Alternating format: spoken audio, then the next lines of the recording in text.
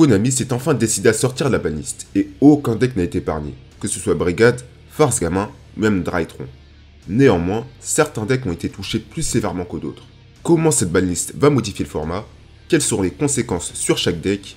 Installez-vous bien, c'est ce que nous verrons dès maintenant.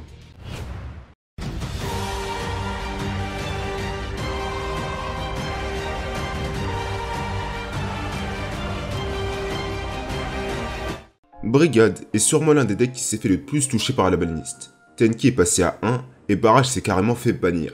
On voit clairement une volonté de tuer les versions Zodiac de Brigade qui avaient commencé à revenir ces derniers temps. Et avec la réédition de Zeus dans les Megatines, la version Brigade Zodiac sera à tous les coups devenue la version la plus jouée du deck. Et Konami ne voulait pas ça. S'il voulait simplement toucher la stabilité de Brigade, il aura suffi de limiter Fractal. Mais ils ont décidé de limiter Tenki et de bannir Barrage, parce que c'est Tenki et Barrage qui relient les deux archétypes. Par conséquent, Brigade perd grandement en consistance et aura accès à ses combos de façon moins stable. Déjà que Brigade n'était pas réputé pour sa stabilité, ça fait très mal. Mais ça ne tue pas le deck pour autant. Il sera juste assez instable, ce qui fait que ce n'est plus le meilleur deck du format. Mais ça reste tout à fait solide. Farce Gamin, quant à lui, s'est fait limiter Miaou Miaou. La limitation de Miaou Miaou n'aurait pas vraiment la stratégie de Farce Gamin. Pourquoi? Parce que le deck garde son one card combo. Invocation normale d'un Farce Gamin, invocation de Miaou Miaou, et fait du Farce Gamin dans le cimetière. Par contre, ça change pas mal de choses pour les parties extensives. Parfois le deck a besoin d'invoquer Miaou Miaou une seconde fois pour se servir à 2 fois de Butler. Or, étant donné que Miaou Miaou sera banni, on ne pourra même pas la recycler avec place. D'un autre côté, si le premier Farce Gamin se fait arrêter et que Miaou Miaou se fait détruire au combat par exemple, le joueur Farce Gamin aura perdu son accès à son one card combo. Le deck s'est fait toucher beaucoup moins sévèrement que Brigade. Sa stabilité n'a pas été touchée, seulement son grind game. Du côté de Drytron, Eva s'est faite limiter. Et qu'est-ce que ça change au deck? Rien. Absolument rien. Ce hit ne fait littéralement rien au deck. Ça ne touche pas sa stabilité, il reste toujours aussi consistant.